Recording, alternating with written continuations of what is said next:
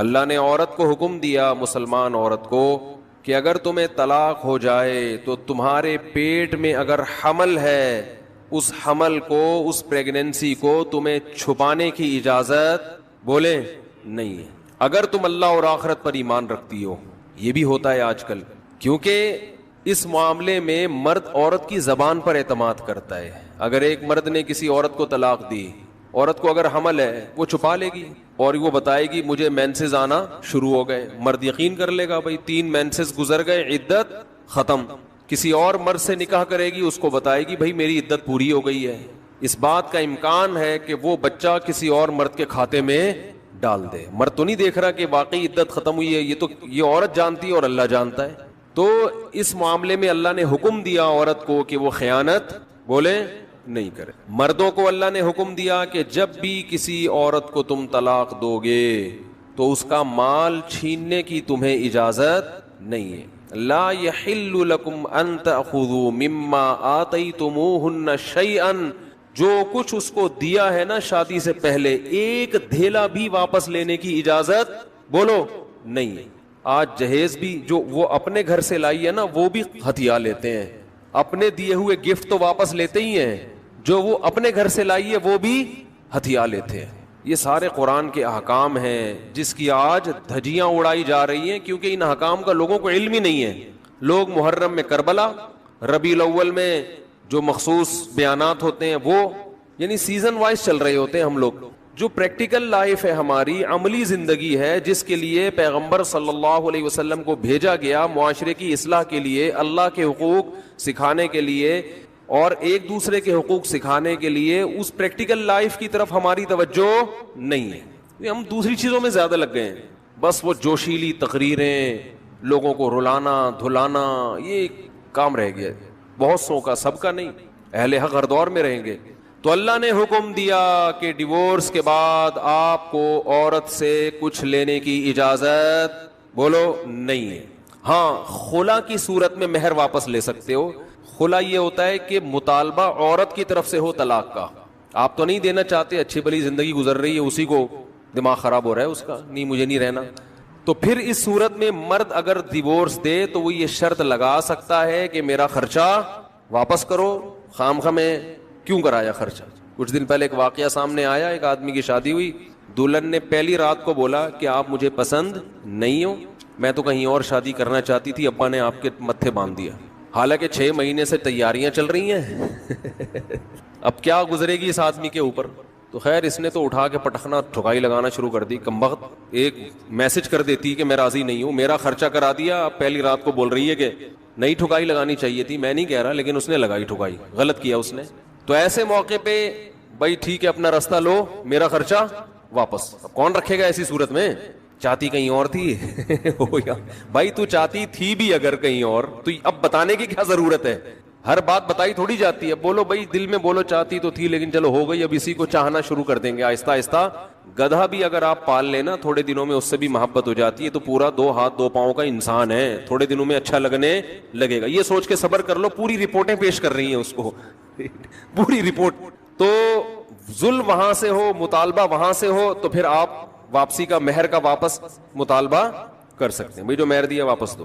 یہ بھی اللہ نے ان آیتوں میں حکم بیان کیا. ایک حکم اللہ نے یہ بھی بیان کیا کہ اگر رخصتی سے پہلے طلاق ہو جائے تو پورا مہر نہیں دینا پڑتا, بلکہ آدھا مہر دینا پڑتا ہے. 1 لاکھ روپے مہر رکھا گیا تھا, آپ ابھی رخصتی ہوئی نہیں, آپ نے ڈیورس دے دی, تو پورا مہر نہیں ہے بلکہ آدھا مہر ہے. اس میں اللہ نے ترغیب دی ہے کہ مرد پورا دے دے تو اچھا ہے, اور عورت کو ترغیب دی ہے کہ آدھا بھی معاف کر دو تو اچھا ہے. ترغیب دونوں کو دی جا رہی ہے, چھوڑو بھائی, لیکن حکم بیان کیا جا رہا ہے کہ مرد کو آدھا دینا پڑے گا اگر وہ مطالبہ کرے. اور اللہ نے اہم حکم یہ بھی بیان کیا کہ جب عورت کو طلاق دو تو جہاں وہ طلاق کے بعد نکاح کرنا چاہتی ہے اس کے نکاح میں رکاوٹ مت بنو, کباب میں ہڈی بننے کی کوشش مت کرو. یہ بھی زمانے جاہلیت میں ہوتا تھا اور آج بھی ہوتا ہے.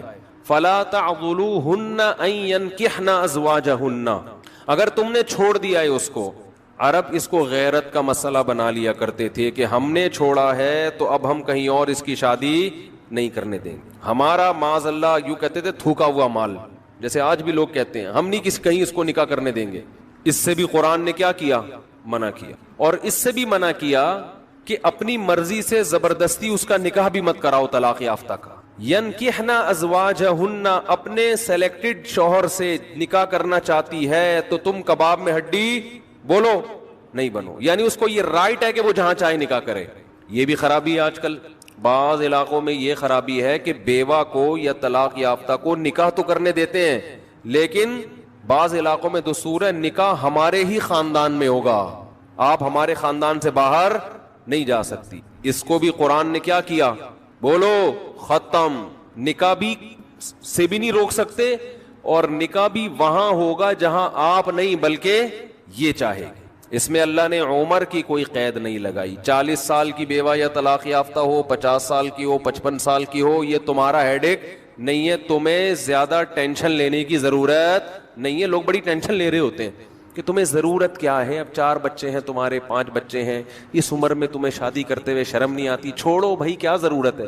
تو اللہ فرماتے ہیں کہ تمہیں ٹینشن لینے کی ضرورت بولو یہ اس کا ہیڈ ایک ہے، یہ تمہارا ہیڈ ایک نہیں ہے. جیسے کوئی 4 شادیاں کر رہا ہے تو اس کا ہیڈ ایک ہے نا، آپ کا ہیڈ ایک تھوڑی ہے. یہ آپ پتہ نہیں کیوں پریشان ہیں، مفتی صاحب کو کیا ہو گیا، وہی ان کا ہیڈ ایک ہے، آپ کا ہیڈ ایک نہیں ہے. یہ میں اپنی بھی درمیان میں لگا دیتا ہوں نا. تو ہر ایک کے ہیڈ ایک ہم نے پالے ہوئے ہیں. وہ یہ کیوں کر رہا ہے، وہ یہ کیوں کر رہا ہے، وہ کم عمر سے شادی کیوں کر رہا ہے، وہ بڑی عمر سے شادی کیوں کر رہی ہے. یہ ہوتے ہیں نا لوگوں کے مسائل. اس نے یہ کیوں کر لیا. ایک خاتون نے مجھے بتایا کہ وہ ایک دفعہ بیوہ ہوئی، اللہ کی قدرت دوبارہ شادی، دوبارہ بیوہ ہو گئی. تیسری دفعہ جب ان کی شادی ہو رہی تھی لوگ مذاق اڑا رہے تھے، بس کرو یار 2 دفعہ بیوہ ہو گئی، اب آرام سے بیٹھو. اب وہ بیوہ تو کوئی بھی ہو سکتا ہے، جوانی میں بھی عورتیں بیوہ ہو جاتی ہیں. حمل روکنا بعض صورتوں میں حرام ہے. تو وہ کون سی صورتیں جن میں حمل روکنا بھی حرام ہے وہ سمجھیں. ایک اس نیت سے حمل روکنا کہ میرے بچے ہو جائیں گے تو میں کھلاؤں گا کہاں سے، مہنگائی بڑھ رہی ہے، میرے پاس پیسے نہیں ہے، اس نیت سے حمل روکنا حرام ہے. آج کل اکثر لوگ اسی بیس پہ حمل روک رہے ہوتے ہیں کہ بھائی ہماری آمدن کم ہے اور 2 3 4 بچے پالنا، 6 8 بچے پالنا ہمارے لیے بہت مشکل ہے، پیسے ویسے نہیں ہے. یہ بہت بڑا جرم ہے. شریعت میں آپ کو اس بیس پہ حمل روکنے کی اجازت نہیں ہے.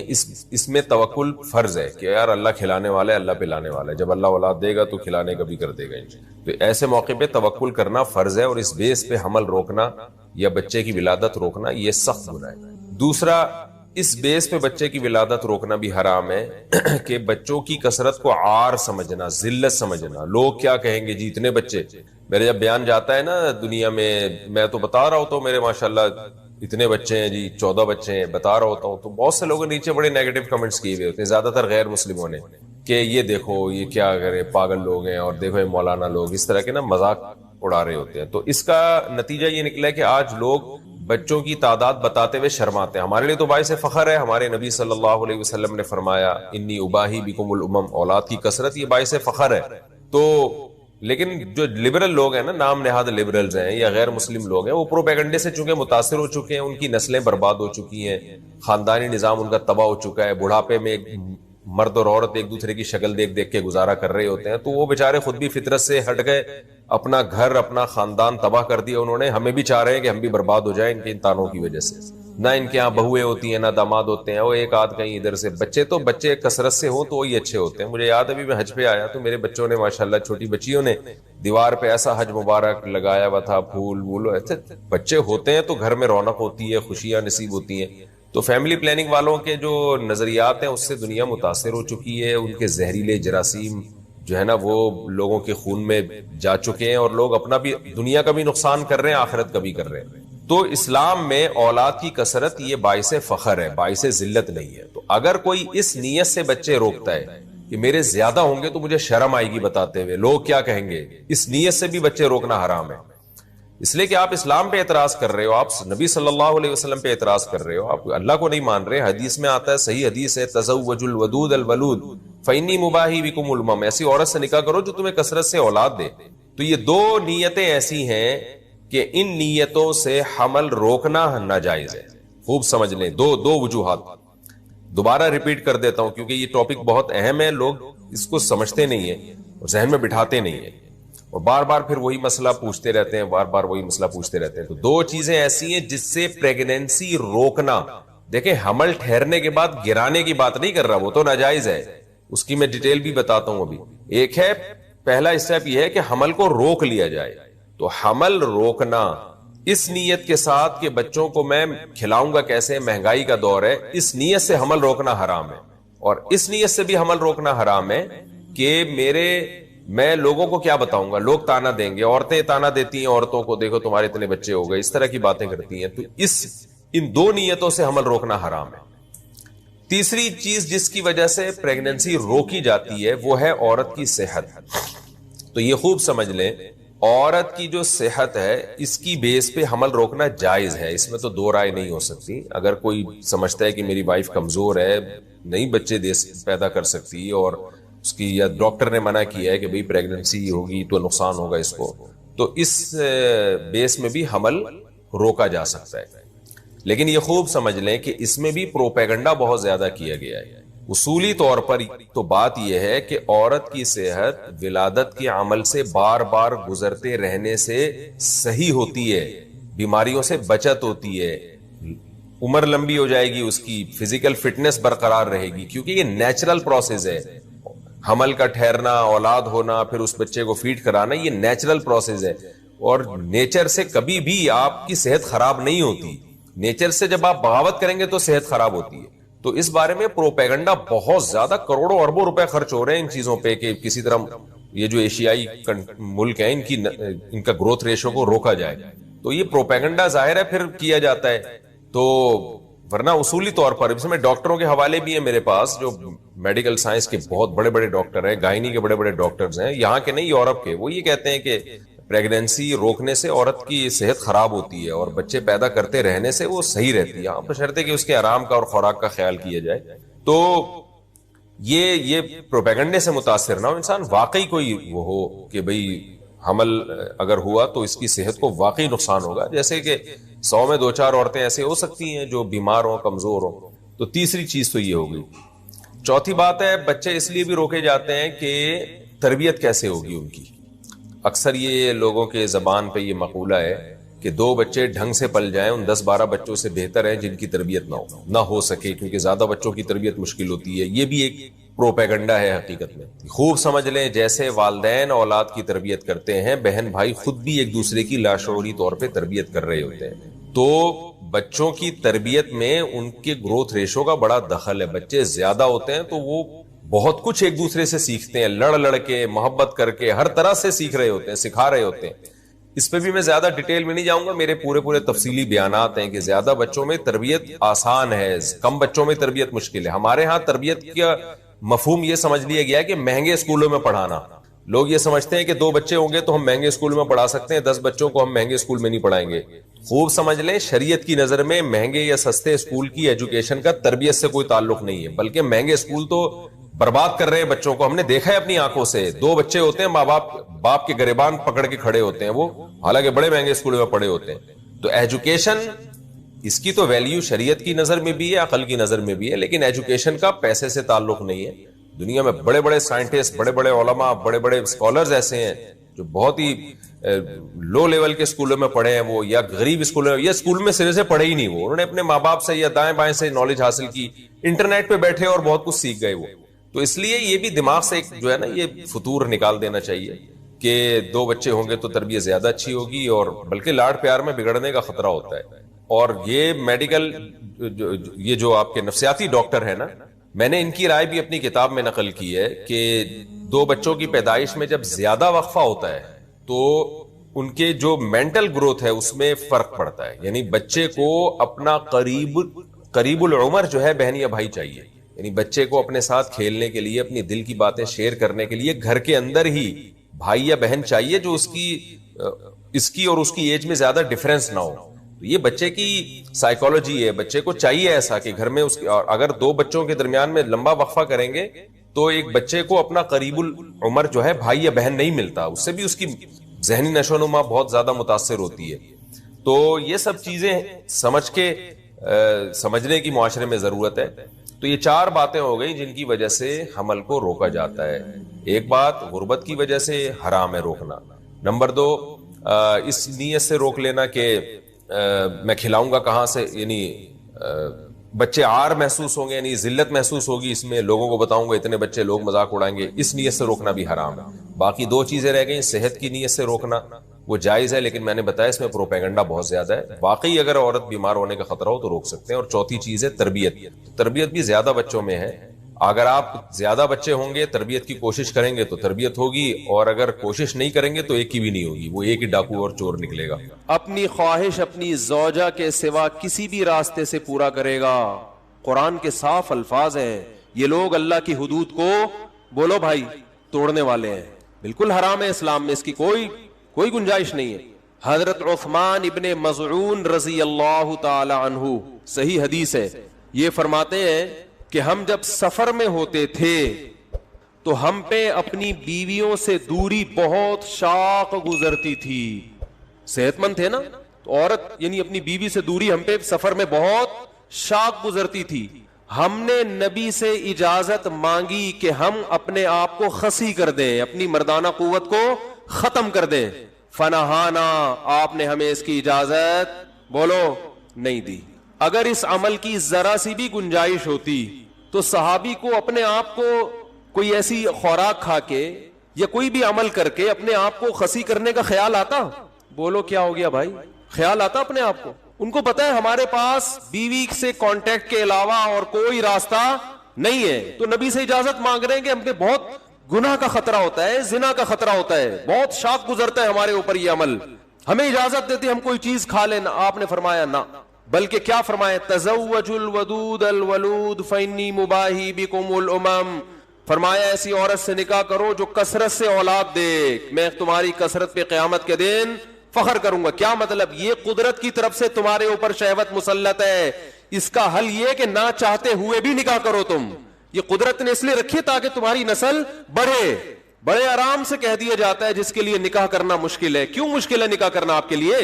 کہ بھائی نکاح کرنا مشکل ہے تو اب نوجوان لوگ کیا کریں؟ تو مشکل آپ نے بنایا ہے. قرآن نے اس کا بھی تذکرہ کیا ہے کہ نکاح کرنا مشکل ہے تو کیا کرنا ہے. وَلْيَسْتَعْفِفِ الَّذِينَ لَا يَجِدُونَ نِكَاحًا حَتَّى يُغْنِيَهُمُ اللَّهُ مِنْ فَضْلِهِ. فرمایا جو لوگ نکاح کی طاقت نہیں رکھتے، طاقت نہ رکھنے کا مطلب کیا ہے وہ میں بھی بتاتا ہوں. انہیں چاہیے کہ وہ پاک دامنی سے رہیں، کوئی ناجائز اور حرام کام کی طرف بولو مت جائیں. سورہ نور کی آیتیں ہیں، بالکل نہ جائیں، وہ بچا کے رکھیں. استعفاف کا معنی روک لینا، اپنے آپ کو بچا لینا، یہاں تک کہ اللہ ان کو غنی کر دے. اللہ ان کے لیے انتظام، بولتے کیوں نہیں بھائی؟ اللہ انتظام کر دے، اس وقت تک روکو اپنے آپ کو، صبر کرو. یہاں بھی کہیں کسی اور راستے کا ادنا سا بھی اشارہ، اتنی واضح آیت ہے، نہیں ملتا. بخاری مسلم کی حدیث، آپ صلی اللہ علیہ وسلم نے فرمایا یا معشر الشباب من استطاع منکم الباءۃ فلیتزوج. تم میں جو نکاح کی طاقت رکھتا ہے اسے چاہیے کہ وہ نکاح کر لے. فإنه أغض للبصر وأحسن للفرج. اس سے نظر جھک جائے گی، شرمگاہ محفوظ ہو جائے گی. ایک روایت میں فإنه له آگے ہے ومن لم يستطع فعليه بالصوم. جس میں روزوں کی، جس میں نکاح کی طاقت نہیں ہے. طاقت نہ ہونے کا مطلب ابھی بتا رہا ہوں پھر میں، کیونکہ ہر آدمی یہ سمجھتا ہے مجھ میں نکاح کی استطاعت نہیں ہے. یہ مسلط کر لیا ہر آدمی نے اپنے لیے.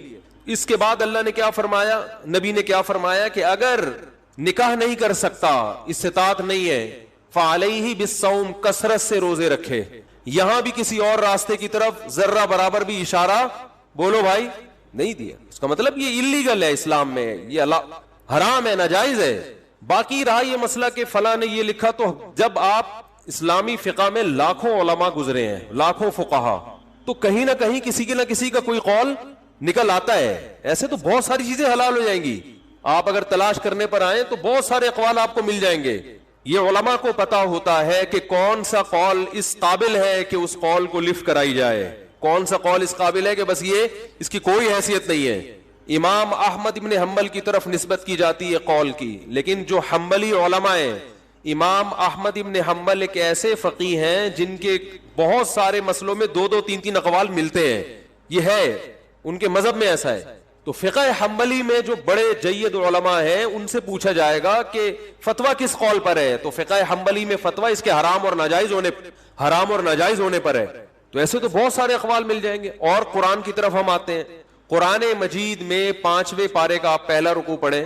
اللہ نے فرمایا وَمَن لَّمْ يَسْتَطِعْ مِنكُمْ طَوْلًا أَن يَنكِحَ الْمُحْصَنَاتِ الْمُؤْمِنَاتِ فَمِمَّا مَلَكَتْ أَيْمَانُكُم مِّن فَتَيَاتِكُمُ الْمُؤْمِنَاتِ. تم میں جو آزاد عورت سے نکاح کی طاقت نہیں رکھتا اسے چاہیے کہ وہ کسی کی باندی سے نکاح کر لے. اس کو خوب اچھی طرح سمجھیں, یہ موضوع چل گیا تو میں اب کمپلیٹ کر لوں. وہ کسی کی باندی سے, اب باندیاں نہیں ہوتی ہیں, ذہن میں رکھیں, باندی سے نکاح کرنے میں نقصان ہی نقصان ہے, کیونکہ باندی, کسی کی باندی جو ہوگی نا آپ کی بیوی ہوگی, لیکن خدمت وہ اپنے مولا کی کرے گی. سمجھ میں آ رہی ہے بات؟ اس سے جو بچہ پیدا ہوگا غلام ہوگا, یعنی آپ کا بچہ غلام پیدا ہو رہا ہے. کتنے نقصانات ہیں, لیکن قرآن نے کہا کہ لمن خشی العنت منکم, جس کو زنا کا خطرہ ہے اسے چاہیے کہ وہ کیا کر لے, کسی اور راستے کی طرف جانے کے بجائے کسی کی باندی سے نکاح کر لے. اگرچہ اس میں اتنے سارے نقصانات ہیں, نکاح کی جو مصلحتیں ہیں وہ حاصل نہیں ہوتی اس میں, لیکن پھر بھی عورت سے ریلیشن یہ ایک نیچرل ہے. اللہ نے عورت کو مرد کے لیے اور مرد کو کس کے لیے, عورت کے لیے. تو اس نیچر پہ باقی رکھنے کے لیے اللہ نے حکم دیا کہ اتنا نقصان والا نکاح ہے, پھر بھی کسی اور راستے کی طرف جانے کے بجائے یہ کام کر لو. اس میں صاف اللہ نے بتا دیا ہے کہ اگر کسی کو زنا کا خطرہ ہے تو نکاح میں اپنا معیار کیا کر دے, وہ بولو کم کر دے. آج جو لوگ کہتے ہیں نا میں ہمارے نکاح نہیں ہو رہا, آپ کو آپ کی مرضی کا رشتہ نہیں مل رہا ہوتا, آپ نے ایک اسٹینڈرڈ بنایا ہوا ہے کہ مجھے ایسا رشتہ چاہیے. قرآن تو کہہ رہے کسی کی لونڈی سے نکاح کر لو, بہت کم معیار. ایک تو غلام باندی اس زمانے میں بہت پست سمجھی جاتی تھی, دوسری بات وہ کنٹرول میں آپ کے نہیں ہوگی, خدمت اپنے مولا کی کرے گی. وہ آپ سے صرف اس کا ریلیشن حلال ہو جائے گا, مولا کا ریلیشن اس سے حلال نہیں ہوگا. کیونکہ اسلام میں ایک ایسا نہیں ہو سکتا کہ ایک عورت کے اپنے جو ہے نا مالک سے بھی ریلیشن ہو اور آپ سے بھی ہو, نہ جب آپ سے نکاح ہو گیا تو اب آپ کے علاوہ کسی اور سے ریلیشن نہیں ہو سکتا, صرف ریلیشن آپ کے لیے حلال ہو جائے گا اور کچھ بھی نہیں. تو نکاح کی مصلحتیں وہ حاصل نہیں ہوں گی. بچے کو کتنا نقصان ہو رہا ہے, غلام پیدا ہو رہا ہے, لیکن قرآن نے کہا کہ کسی اور راستے کی طرف جانے سے بہتر ہے کہ یہ کام. کیوں؟ اسلام دین فطرت ہے, وہ آپ کو کبھی بھی نیچر سے نہیں ہٹائے گا. اللہ نے مرد میں یہ شہوت رکھی ہے عورت کے لیے, اور عورت میں رکھی ہے کس کے لیے, مرد کے لیے. اس کے علاوہ کوئی راستہ حلال نہیں ہے, سب دروازے اللہ نے بند کر دیے ہیں. رہا یہ مسئلہ, اللہ فقہا نے یہ بیان کیا ہے کہ اگر کسی شخص کو نکاح کے لیے کوئی عورت میسر ہو, رشتہ مل جائے, تو یہ ان لوگوں میں داخل نہیں ہے کہ جن میں نکاح کی استطاعت نہیں ہے. خوب اچھی طرح سمجھیں, یہ جو کہا جاتا ہے نا کہ نکاح کی استطاعت نہیں ہے, اس کا مطلب ہے کہ آپ کو کوئی رشتہ دینے کے لیے تیار, بولو نا بھائی, نہیں ہے. یہ مطلب ہے اس کا, رشتہ مل جائے پھر آپ کہیں مجھ میں نکاح کی استطاعت نہیں ہے, تو یہ غلط ہے, غلط ہے. پھر یہ ہمارے ہاں نکاح کی استطاعت کا مطلب یہ سمجھا جاتا ہے کہ پیسے ہیں. اسلام میں غریب آدمی کو بھی نکاح کی اتنی ہی ترغیب ہے جتنی مالدار کو. اگر پیسے ہونے کا نکاح کی استطاعت سے تعلق ہوتا تو ہمارے نبی کے گھر میں 40 دن چولہا نہیں جلتا تھا اور آپ نے 9 بیویاں رکھی ہیں. بہت مشکل ہے بات سمجھانا, بہت مشکل ہے. صحیح بخاری میں امام بخاری نے عنوان باندھا ہے بابو تزویج الموسر, غریب کی شادی. اس میں نبی صلی اللہ علیہ وسلم نے ایک ایسے صحابی کی شادی کرائی ہے جن کے پاس مہر کے لیے ایک لوہے کی انگوٹھی بھی نہیں تھی, ٹوٹل کائنات ان کی ایک لنگوٹا تھی. آپ نے فرمایا کہ تمہیں کچھ صورتیں یاد ہیں؟ صحابی نے کہا. فرمایا زوجتکہا, تمہارا نکاح میں نے اس خاتون سے کرا دیا, بما معک من القرآن, جو صورتیں یاد ہیں وہ بیوی کو یاد کرا دینا, بس ہو گیا نکاح, چلو جاؤ. یہ تو آپ کی ٹینشن ہے جیب میں پیسے ہونا نہ ہونا. ہاں یہ ضرور ہے, آپ کہہ سکتے ہیں وہ نان نفقہ کیسے پورا کریں گے, بیوی کے اسٹینڈرڈ کا نان نفقہ دینا لازم ہے نا شریعت میں. او بھائی سوال پیدا ہوتا ہے, آپ نے ایک لنگوٹا ہے آپ کے پاس ٹوٹل, آپ کی ڈیفنس میں شادی ہو گئی, آپ نے کہا شادی کے بعد بیگم کو بتایا کہ میں تو پینٹ شرٹ ادھار لے کر آیا تھا اپنے ماموں سے, اور ہال وال جو بک کرایا تو سارے زکات کے پیسوں سے تھا. حقیقت ہے کہ میرے پاس ایک دھیلا بھی نہیں ہے. تو ڈیفنس سے جو آپ کی دلہن آئی ہے وہ تو پہلے دن بھاگے گی کہ نہیں بھاگے گی؟ اب وہ بھاگ رہی ہے تو آپ نے کنڈی لگا دی, آپ نے اس کو بٹھایا, بولو پہلی تو یہ بتا دوں یہ کنڈی بھی میری نہیں ہے, یہ بھی دوست سے گھر ہم نے زکات میں لیا ہوا ہے تھوڑے دنوں کے لیے. ویسے زکات تھوڑے دن کی ہوتی نہیں, ایک مثال دے رہا ہوں. اب مسئلہ دیکھو, یہ بات یہ ہے کہ امام مفتی طارق مسعود سے ہم نے سنا ہے کہ امام بخاری نے ارشاد فرمایا بابو تزویج الموسر, غریب کی شادی. اور صحیح ہے بخاری کی حدیث ہے کہ نبی نے ایک ایسے شخص کا بھی نکاح کرایا جس کے پاس ان صحابی کے پاس ایک لنگوٹ کے علاوہ کچھ بھی نہیں تھا. تو جب ان کی ہو سکتی ہے تو میری کیوں نہیں ہو سکتی؟ یہ دلائل آپ ان کو دے رہے ہیں, بات آ رہی ہے سمجھ میں؟ تو یہ دلائل آپ کے اس لیے غلط ہوں گے کہ جب نبی نے جن غریب صحابی کی شادی جس خاتون سے کرائی نا، اس خاتون کو پہلے سے پتا تھا کہ ان کے پاس اس کے علاوہ کچھ بھی نہیں، وہ اس غربت میں راضی تھی. اب راضی کیوں تھی؟ دو وجہ سے راضی ہو سکتی ہیں، یا تو وہ خود اس سے بھی زیادہ غریب ہو، کچھ بھی نہ ہو، انہیں یہ ہو کہ بھائی چلو میں شادی کر رہی ہوں ایک غریب سے، لیکن کم از کم اب میرا نان نفقہ ان کے ذمے ہے نا. ان کے پاس کچھ بھی نہیں ہے لیکن کدال لے کے صبح جائیں گے، محنت مزدوری کریں گے، تو اللہ نے نکاح کی برکت سے وعدہ کیا ہے کہ اللہ نکاح مال میں کیا دے گا؟ برکت دے گا. سورہ نور میں اللہ کا ارشاد ہے نکاح کرو ان یکونوا فقراء یغنیہم اللہ من فضلہ، فقیر ہوگے تو اللہ اپنے فضل سے غنی کر دے گا. تو آج زندگی بھر یہ خود بھی تو بھوک سے نہیں مرے نا، کچھ نہ کچھ تو ایک دو ٹائم کی روٹی کا انتظام کر لیتے ہوں گے، تو اب میرے لیے بھی کریں گے. تو میں رزق کی فکر سے کیا ہو گئی؟ آزاد. یک نہ شد دو شد ہو گئے بھائی. اور اللہ نے کھلایا ان کو، ہمیشہ رہے وہ، نہ غربت سے ان کا انتقال ہوا، نہ کوئی مسئلہ ہوا. بھائی پہلے بھی کدال لے کے صبح نکلتے تھے، 2 وقت کی روٹی کا انتظام ہو جاتا تھا، تو اب 2 آدمیوں کی 2 وقت کی روٹی کا اللہ انتظام کرا دیں گے. جب بچہ پیدا ہوگا تو 3 کا انتظام کرا دیں گے. 2 ہاتھ تو دیے نا اللہ نے. لوگ کم بخت اپنی وہ جو ہے نا اکاؤنٹ میں پیسے تو دیکھ رہے ہوتے ہیں کہ کتنے پیسے پڑے ہیں، جیب بٹوے میں کتنے، یہ نہیں دیکھ رہے تھے اللہ نے مجھے 2 ہاتھ اور 2 ٹانگیں دی ہے، یہ کمانے کا ذریعہ ہے. دماغ دیا، کھوپڑی دی ہے، بیٹھو پلان بناؤ، 10 طریقے آپ کو کمانے کے آپ کی کھوپڑی میں آئیں گے. وہ بٹوا دیکھ رہا ہے بیٹھ کے. تو اسلام نے آپ کو اجازت دی ہے کہ آپ کی جیب میں دھیلا بھی نہ ہو پھر بھی آپ نکاح کریں. نبی نے جو 9 بیویاں رکھی ہیں اسی غربت میں، اس لیے کہ جن عورتوں سے آپ نے نکاح کیا وہ اس غربت میں آپ کے ساتھ راضی تھی. ان کو پہلے سے پتا تھا کہ یہ مسکین ہے، گھر میں روٹی نہیں ملے گی، جیسے یہ توکل پہ چلیں گے ہم بھی توکل پہ چلیں گے. اور جب امہات المومنین نے نبی سے مطالبہ کیا کہ ہمارے ہاں بہت زیادہ غربت ہے، تو اللہ نے فرمایا اے نبی ان سے کہہ دیجئے کہ اسی غربت میں میرے ساتھ راضی ہو تو ٹھیک ہے، اگر راضی نہیں ہو تعالینا امتعکن واسرحکن سراحا جمیلا، نہیں ہے تو کوئی بات نہیں، میں نے کوئی زبردستی تمہیں مجبور نہیں کیا اپنے ساتھ رہنے پر، آؤ میں تمہیں طلاق کا اختیار دیتا ہوں، اپنے اوپر طلاق واقع کرو اور جاؤ عدت کے بعد جہاں چاہے نکاح کرو. تو بہت کلیئر کیا ہے نا معاملے کو. تو آپ کی غربت کی وجہ سے سامنے والی پارٹی آپ کو ریجیکٹ کر دے اس کو حق ہے، لیکن اگر آپ کو رشتہ مل رہا ہے اور وہی رشتہ ملے گا جو آپ سے بھی زیادہ غریب ہوگا، تو پھر آپ یہ نہیں کہہ سکتے کہ مجھ میں نکاح کی استطاعت نہیں ہے. آج جو لوگ کہتے ہیں نا میں نکاح کی طاقت نہیں ہے اور پھر حرام کاریوں کی طرف جاتے ہیں، ہینڈ پریکٹس اور یہ اس طرح کے جو بیہودہ حرکتیں ان کی طرف جاتے ہیں، یہ قیامت کے دن کا یہ عذر قابل قبول نہیں ہے. بھائی آپ غریب لڑکی سے کرو، جھگیوں میں جاؤ وہاں کرو نکاح. یہ آپ نے دنیا کو چونکہ مسافر خانہ نہیں سمجھا، ہر آدمی کا ایک اسٹینڈرڈ ہے. ایک صاحب مجھے کہنے لگے اتنے بچے ہو گئے اگر جیب میں پیسے نہ ہو پڑھانے کے تو کیا کریں گے؟ میں نے کہا ٹماٹر بیچیں گے اور کیا کریں گے. کیا اس میں ٹماٹر، یہ ٹماٹر بیچنے والے کیا جہنم میں جائیں گے کیا؟ نہیں تو اتنے بچے ہمارے ٹماٹر بیچیں گے. وہ بھائی جان دنیا مسافر خانہ ہے، یہاں صدر زرداری بھی قبر میں جائے گا، مسلم لیگیے بھی قبر میں جائیں گے، مریں گے سالے، سب نے مرنا ہے. وہ فرعون کہاں گیا جو اتنا بڑا بادشاہ تھا؟ جنرل مشرف بھی بیمار پڑے ہوئے تھوڑے دنوں میں اطلاع آ جائے گی، سب کی آئے گی، یہ کوئی بری بات نہیں ہے، میری بھی آئے گی آپ کی بھی آئے گی. اس کو اتنا مسلط کر لیا کھوپڑی کے اوپر. یہ دنیا کی محبت ہے، یہ ایجوکیشن نہیں ہے. اس کو ایجوکیشن یا ترقی نہیں کہتے، یہ دنیا مردار سے عشق ہے، اور اس عشق کی سزا دنیا میں اللہ دیتا ہے، دماغ کا سکون چھین لیتا ہے. پڑھاؤ اپنے بچوں کو، اچھے سے اچھا بناؤ، ڈاکٹر بناؤ، انجینئر بناؤ، بن گیا ٹھیک ہے، نہیں بنا کوئی بات نہیں، رکشا چلائے گا، کوئی ٹینشن کی بات نہیں ہے. ہمارے نبی نے کیسی مثالیں دے دے کے ہمیں سمجھایا، ہم کو انگریز تھوڑی ہے بھائی. کیسی مثالیں دی ہے نبی صلی اللہ علیہ وسلم نے. پچھلی امتوں کی مثال دی کہ ایک عورت جو ہے نا وہ اپنے بچے کو گود میں اٹھائی ہوئی تھی، تو ایک شخص جس کو لوگ برا بلا کہہ رہے تھے، مسکین، غریب، پراگندہ بال، تو ماں نے دعا مانگی اے اللہ میرے بچے کو ایسا نہ بنانا، اس کی تو کوئی عزت ہی نہیں ہے معاشرے میں. حدیث میں آتا ہے بچے کو اللہ نے ماں کے گود میں بولنے کی توفیق دی، بچے نے کہا اللہ مجھے ایسا بنا دینا. دوسرا بڑی عالی شان سواری میں گزرا، پیپلز پارٹی میں بڑے عہدے پر ہوگا اس زمانے میں، بڑی عالی شان سواری اور بڑا جاہو جلال کے ساتھ، ماں نے کہا اللہ میرے بچے کو ایسا بنانا. آج مائیں کہتی ہے نا ایسا بن جائے ایسا نہ بنے.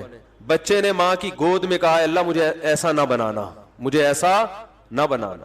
حدیث میں آتا ہے یہ جو جاہو جلال کے ساتھ گزر رہا تھا خدا کا باغی اور اس کا نافرمان تھا، اور وہ اللہ کا فرما بردار تھا جو پہلا والا. دیکھو فرعون نے جو موسیٰ علیہ السلام کو تانے دیے نا وہ غربت کے تانے دیے. وہی تانے آج آپ غریبوں کو دے رہے ہو کہ اتنے بچے ہو گئے تو ٹماٹر بیچیں گے. غربت کوئی عیب بولو نہیں ہے. فرعون اسی وجہ سے تو برباد ہو گیا. وہ کہہ رہے کہ ام انا خیر من هذا الذي هو مہین. اے لوگوں میرے پاس باغات ہیں, میرے پاس علم ہے, میرے پاس دنیا کی ہر نعمت ہے, اور یہ موسیٰ تو مسکین ہے, کھانے کو روٹی نہیں ہوتی اس کے پاس. تم اس کو فالو کرو گے, مجھے فالو کرو گے. لوگ کہتے تھے آپ کو فالو کریں گے ہم. ولا یکاد یبین. اور کہتے تھے موسیٰ میں ایک عیب یہ بھی ہے کہ اس کو بولنے میں بلاغت نہیں ہے, مجھے بولنا بھی آتا ہے. یہ فرعون مقابلہ کر رہا ہے. اللہ کی نظر میں موسیٰ کی اہمیت تھی, موسیٰ کی جو مسکین غلام قوم میں پیدا ہوئے, کیا ویلیو ہے. جب قرآن پڑھو نا, خدا کی قسم موسیٰ علیہ السلام کی اللہ کی نظر میں جو ویلیو تھی اس کا اندازہ ہوتا ہے. قرآن میں سب سے زیادہ نام کس پیغمبر کا آیا ہے؟ موسیٰ. اور مسکین غلام قوم میں پیدا ہوئے, اپنے آپ کو قتل سے بچاتے پھر رہے ہیں, غلطی سے قتل بھی ہو گیا تھا, بچاتے پھر رہے ہیں. بکریاں چرائی ہیں 10 سال نکاح کے لیے ہے. غربت کا عالم دیکھو. ان کی اہلیہ کے والد نے کہا اپنی بیٹی کا نکاح آپ کے ساتھ اس شرط پہ کروں گا کہ 10 سال بولو بکریاں چراؤ, اور کوئی آپشن نہیں تھا. کتنا بڑا مہر نا, ٹھیک ٹھاک بھاری بھرکم مہر ہے. انہوں نے فرمایا کہ کوئی بات نہیں, اور اس کے علاوہ میرے پاس نکاح کے لیے کوئی آپشن نہیں ہے. کوئی بات نہیں, 10 سال بکریاں چرائیں گے. جو تکبر فرعون کی کھوپڑی میں تھا نا اس وقت, وہی ہمارے آج پڑھے لکھے لوگوں کے دماغوں میں بیٹھ چکا ہے. وہی پڑھے لکھے لوگوں کے دماغ میں بیٹھ گیا ہے. اس دنیا سے دل مت لگاؤ میرے بھائی. بچے ٹماٹر بیچے, کوئی ٹینشن کی بات نہیں ہے. میں نہیں کہہ رہا ان کو ابھی سے ٹماٹر کی ریڑھی دے کے ٹماٹر بکواؤ, ان کو اچھی سے اچھی تعلیم دو, اس سے مسلمانوں کو فائدہ ہوگا. پیسے نہیں ہے تو کوئی ٹینشن کی بات نہیں ہے, کوئی ٹینشن لینے کی بات نہیں ہے. ہمارے نبی مسکین تھے بھائی. ایک صاحب کا فون آیا, میرے 4 بچے ہیں, ایک ہی کمرہ ہے, میں بہت پریشان ہوں, پھر بیوی کو حمل ٹھہر گیا, ڈاکٹر کہہ رہے ہیں حمل گرا دو, کہاں سے خرچے پورے کرو گے. میں نے کہا 4 بچے زندہ ہیں یا نہیں ہیں؟ کہہ رہے ہاں. میں نے کہا جب بھی پیدا ہوئے تھے ماں کی چھاتی میں دودھ پیدا ہوا تھا کہ نہیں ہوا تھا؟ کہہ رہے ہاں. میں نے کہا اس کا مطلب جب پیدا ہوا تھا نا بچہ تو دودھ اس لیے پیدا ہوا تھا, اس وقت بچے کے لیے سب سے زیادہ ضروری کیا چیز تھی؟ دودھ. ایسا دودھ اللہ نے پیدا کر کے دکھایا, آج تک کوئی سائنٹسٹ کوئی ڈاکٹر اس کا آلٹرنیٹ پیدا نہیں کر سکا. میں نے کہا خدا نے بتا دیا ہے کہ بچے پیدا میں کرتا ہوں, تم نہیں کرتے. ان کی ضرورتوں سے میں واقف ہوں, تم بعد میں واقف ہوتے ہو, اور ان کی بنیادی ضرورتیں میں پوری کروں گا. میں نے پھر لندن میں ایک ڈاکٹر صاحب کو فون کیا کہ ان کو کوئی ڈاکٹر کہہ رہے حمل گرا دو. اس نے کہا یہ پوری دنیا میں اللیگل ہے, ایک دن کا حمل بھی گرانا سوائے 2-4 ملکوں کے, پوری دنیا میں کیا ہے بولو؟ اللیگل ہے, ایک دن کا حمل بھی. اور لندن میں انہوں نے کہا کہ 13 سال کی لڑکی اگر زنا سے حاملہ ہو جائے وہ بھی حمل نہیں گرا سکتی.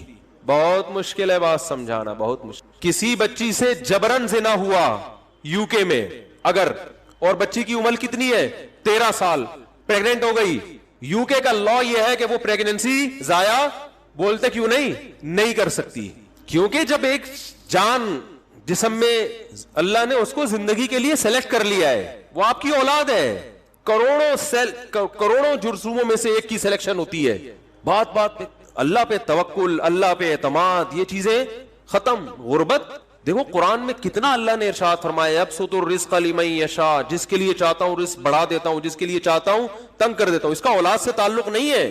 اللہ غریب رکھنا چاہے گا, ایک بچے میں بھی آپ کے منہ سے نوالا چھین لے گا. رزق میں برکت دینا چاہے گا تو درجنوں میں بھی اللہ, ہم نے بہت سے دیکھے ہیں غریب تھے, ان کے اولادیں ہوئی, سب اولادیں پڑھ لکھ کے, کوئی شپ پہ ہے, کوئی ڈاکٹر ہے, کوئی انجینئر ہے, کما بھی رہے ہیں, اپنے والدین کو کھلا بھی رہے ہیں. تو ایک عجیب دماغ میں چیزیں مسلط کی ہوئی ہیں. خیر میں جلدی سے بات کو سمیٹتا ہوں. کہاں سے, آج تو ساری باتیں بکھری بھی ہو رہی ہیں, بات پتہ نہیں کہاں سے چلی تھی. پروفیسر صاحب کا ایک بیان آیا تھا, تو میرا خیال ہے وقت چونکہ پورا ہو گیا ہے تو نماز کے بعد 10 منٹ اس ٹاپک کو ہم مکمل کر لیں گے, 5 سے 10 منٹ, تاکہ ایک بات کسی ٹھکانے پہ جا کے لگے نا. ورنہ ہاں وہ والی بات بھی کہ وہ جو ڈاکٹر صاحب کا ایک بیان آیا ہے, ڈاکٹر ذاکر نائک صاحب کا, تو اس پہ بھی تھوڑا سا تبصرہ باقی ہے. انشاءاللہ پھر اگلے بولیٹن میں آپ سے ملاقات کریں, ایک بریک کے بعد ملتے. چلو بھائی سپیڈ مارو یار. دوسرا کہاں ہے نکاح, دوسرا فارم. اچھا بھائی, محمد شہیر نام ہے نا آپ کا, اور محمد دلہن کا نام ماہ نور اکرم, محمد اکرم. اور دلہن کے وکیل کون ہے؟ دلہن کے وکیل سلمان بیگ صاحب کہاں ہیں؟ سلمان بیگ دلہن کے وکیل, سلمان بیگ صاحب نہیں ہے, آپ ہیں سلمان بیگ؟ سلمان بیگ اچھا. دوسری دلہن کا نام ہے فریحہ بنت محمد افتخار اور دولہا محمد کلیم. تھوڑا سا یوں ہو جائے نا ایک ترتیب بیٹھے. اور آپ کی جو دلہن ہے ان کے وکیل کا نام محمد سلیم شمشاد علی. آپ نے مجھے اجازت دی ہے کہ میں فریحہ بنت محمد افتخار کا نکاح محمد کلیم بل محمد نعیم سے 25,000 مہر کے عوض میں کروں. اجازت ہے؟ ٹھیک ہے تشریف رکھیں. ان کے وکیل کہاں ہیں بھائی؟ وہیں سے اجازت پارسل کرتے ہیں بس. اچھا بھائی وکیل کدھر گئے؟ سلمان بیگ صاحب کہاں ہیں؟ وہیں سے اجازت پارسل کریں. آپ ہے نا ماہنور اکرم بنت محمد اکرم کا نکاح میں 2 لاکھ روپے مہر کے عوض میں محمد شہیر ول محمد ظہیر نوری کرا دوں. اجازت ہے؟ بس. اور کون ہے؟ کوئی بات نہیں فارم آتا رہے گا. آپ دلہن کے وکیل کہاں ہیں؟ فارم تو سگنیچر ہوتے رہیں گے بعد میں. آپ ہیں؟ کیا نام ہے دلہن کا؟ زحا دعا خالد بنت خالد انجم. تو آپ نے مجھے اجازت، مہر کتنا طے ہوا ہے؟ 50,000. آپ نے اجازت دی ہے کہ میں دعا خالد کا نکاح ان سے کراؤں. یہ جو دولہا بیٹھے ہوئے اجازت ہے نا. الحمدللہ نحمدہ ونستعینہ ونستغفرہ ونؤمن بہ ونتوکل علیہ ونعوذ باللہ من شرور انفسنا ومن سیئات اعمالنا من یہدہ اللہ فلا مضل لہ ومن يضلل فلا هادي له ونشهد ان لا اله الا الله وحده لا شريك له ونشهد ان محمدا عبده ورسوله صلى الله تعالى عليه وعلى اله واصحابه وبارك وسلم تسليما كثيرا كثيرا. اما بعد فاعوذ بالله من الشيطان الرجيم. بسم الله الرحمن الرحيم. يا ايها الناس اتقوا ربكم الذي خلقكم من نفس واحدة وخلق منها زوجها وبث منهما رجالا كثيرا ونساء واتقوا الله الذي تساءلون به والأرحام إن الله كان عليكم رقيبا. وقال تعالى يا أيها الذين آمنوا اتقوا الله وقولوا قولا سديدا يصلح لكم أعمالكم ويغفر لكم ذنوبكم ومن يطع الله ورسوله فقد فاز فوزا عظيما. وقال النبي صلى الله عليه وسلم النكاح من سنتي وقال فمن رغب عن سنتي فليس مني. وقال النبي صلى الله عليه وسلم تزوجوا الودود الولود فإني مباهي بكم الأمم. وقال النبي صلى الله عليه وسلم تزوجوا ولا تكونوا كرهبان النصارى. محمد شہیر میں نے آپ کا نکاح 2 لاکھ روپے کے عوض میں ماہنور اکرم بنت محمد اکرم سے کیا. قبول ہے؟ جزاک اللہ. اچھا بھائی محمد کلیم صاحب، محمد کلیم بل محمد نعیم میں نے 25,000 روپے مہر کے عوض میں آپ کا نکاح فریحہ بنت محمد افتخار سے کیا. قبول کیا؟ زور سے جزاک اللہ. اچھا بھائی طلحہ اورنگزیب بل محمد، اس میں طلحہ لکھا ہوا ہے اس کو طاہا کر دینا بھائی. طاہا اورنگزیب بل محمد اورنگزیب میں نے 25,000 روپے سکہ رائج الوقت بھی لکھا ہوا ہے یار. اچھا 50,000 سکہ رائج الوقت. سکے تو ختم ہو گئے پرانے زمانے کا. چلو خیر ہے. 50,000 روپے سکہ رائج الوقت کے مطابق میں نے آپ کا نکاح دعا خالد بنت خالد انجم سے کیا. انجم ہی ہے نا؟ بنت خالد انجم. دعا خالد بنت خالد انجم سے میں نے آپ کا نکاح کیا. قبول کیا؟ جزاک اللہ. دعا کریں اللہ تعالیٰ ان تینوں جوڑوں کو سلامت رکھے محبت کے ساتھ. الحمدللہ رب العالمین والعاقبۃ للمتقین والصلاۃ والسلام علی رسولہ الکریم وعلی آلہ وصحبہ اجمعین. اے اللہ ان نکاحوں کو اپنے دربار میں قبول فرما. اے اللہ ان تینوں جوڑوں کو محبت الفت کے ساتھ عافیت کے ساتھ زندگی گزارنے کی توفیق نصیب فرما. اس نکاح کی برکتیں ان تینوں کو کامل طور پہ نصیب فرما. اے اللہ اس نکاح کو ان کے خاندانوں میں جوڑ کا ذریعہ بنا، خاندانوں میں محبت الفت کا ذریعہ بنا. آپس کے اختلاف و انتشار سے، لڑائی جھگڑوں سے، ہر قسم کے شیطان کے شر سے اللہ ان کی حفاظت فرما. اے اللہ ان کے خاندانوں کی بھی آپس کے اختلاف و انتشار سے اور شیطان کے شر سے حفاظت فرما. اے اللہ اس نکاح کی برکتیں ان کے خاندانوں کو کامل طور پہ نصیب فرما. جس کی جو جائز مراد ہو اے اللہ اس کی مراد کو پورا فرما. اللہم انا نسألک من خیر ما سألک منہ نبیک محمد صلی اللہ علیہ وسلم ونعوذ بک من شر ما استعاذک منہ نبیک محمد صلی اللہ علیہ وسلم. انت المستعان وعلیک البلاغ ولا حول ولا قوة الا باللہ. صلی اللہ تعالی علی خیر خلقہ محمد وعلی آلہ وصحبہ اجمعین برحمتک یا ارحم الراحمین. اللہ تعالیٰ بہت مبارک کرے بھائی آپ تین. اچھا گلے ویلے اگر ملنا ہو تو اس طرف جائیں ٹھیک ہے نا، تھوڑا احتیاط کریں. کرونا بہت اسپیڈ کے ساتھ پھیلا ہوا ہے تو تھوڑا ڈسٹینس رکھیں تو اچھا ہی ہے، ثواب ملے گا انشاءاللہ. اچھا بھائی ہم وہ اپنا ٹاپک مکمل کرتے ہیں. ہاں ڈاکٹر ذاکر نائک صاحب تو اللہ ان کو جزائے خیر دے. یہ میرا مقصد ہرگز ان کی ذرا سی بھی توہین میں سوچ بھی نہیں سکتا. اللہ نے ان سے جو کام لیا ہے، یہ تو علمی اختلافات تو ہوتے ہیں نا، علماء میں بھی ہوتے ہیں، تو یہ کوئی اتنی بڑی بات نہیں ہے. اختلافات کا اپنے اندر حوصلہ پیدا کرنا چاہیے، سمجھ رہے ہو. ایسا کبھی نہیں ہو سکتا کہ سارے ایک ہی چیز پہ ہمیشہ جمع ہو جائیں. اختلافات چلتے رہیں گے تو کبھی یہ نہیں سمجھنا چاہیے کہ کسی سے اختلاف کرنا اس کی گویا توہین ہے. ایسا کچھ نہیں ہے. تو مجھے چونکہ یہ تھا کہ ڈاکٹر صاحب نے جو بھی بیان دیا اس میں انہوں نے صاف لفظوں میں جائز تو ایک دفعہ بھی نہیں کہا ہے، لیکن لوگ اس کا غلط مطلب لے سکتے ہیں. ہماری جو نوجوان نسل ہے نا, یہ اس کو تو موقع چاہیے, تو وہ غلط مطلب لے سکتے ہیں اس کا. تو اس لیے اسلام میں اس عمل کی قطعاً اجازت نہیں ہے. اور میں جلدی جلدی ان دلائل کو ریپیٹ کر دیتا ہوں.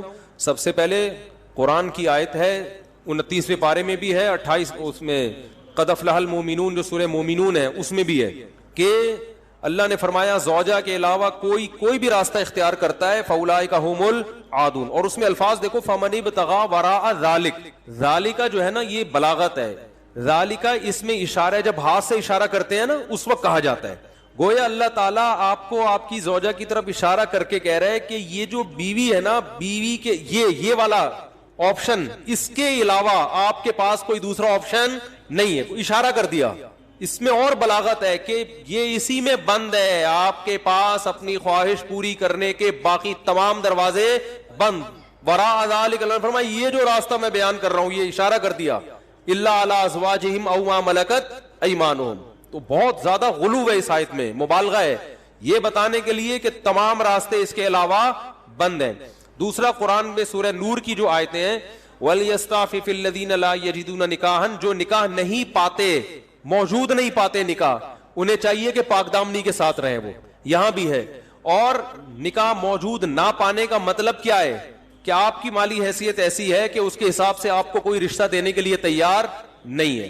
تیسری آیت 5ویں پارے کی ابتدائی آیتیں ہیں, اس میں اللہ نے فرمایا کہ جو آزاد عورت سے نکاح کی طاقت نہیں رکھتا وہ کسی کی باندی سے نکاح کر لے. تو اب باندیاں تو نہیں ہے, مطلب قرآن کا حاصل یہ ہے کہ اپنا معیار نکاح میں گرا دے, نقصان کرے اپنا, کوئی بات نہیں ہے, لیکن پھر بھی دوسرے راستے ان کو اختیار نہیں کر سکتا. تو اس لیے اگر آپ کے پاس پیسے نہیں ہیں, کوئی نکاح کے لیے تیار نہیں ہے, اپنا معیار آپ گرائیں, آپ کو دوسرے راستوں ہینڈ پریکٹس اور اس جیسے بے حیائی کی آپ کو اجازت, نہ زنا کی طرف نہ کسی اور راستے کی طرف جانے کی اجازت ہے. یہ تیسری دلیل ہو گئی کہ نکاح کا معیار آپ کو گرانا پڑے گا اپنا. اور رہا یہ مسئلہ کہ یہ کیسے ہو سکتا ہے, میرا تو اسٹینڈرڈ